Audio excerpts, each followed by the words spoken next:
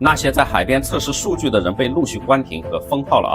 据博主的解释说，以后不能再继续更新了，没有办法，说是会造成社会的恐慌和焦虑。那么请问，如果不让测试，我们就不会恐慌，不会焦虑了吗？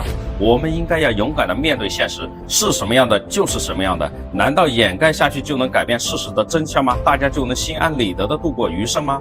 我们要学会去接受现实，然后大家共同努力去改变这一现象。选择逃避和躲避是行不通的啊！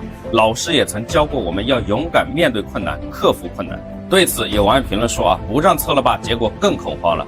还有网友也在批评此行为啊，说本来就是扰乱民心的行为，这不是我们要做的，大家要量力而行。我觉得这位网友说的不对啊，什么叫量力而行呢？人家测数据是关乎我们人类健康的大爱，是正能量的行为，值得我们所有人为他点赞。如果说他一个人力量不够的话，那我们全中国还有10多亿人呢，大家团结一心，这个力量够了吗？对此您怎么看？欢迎留言讨论。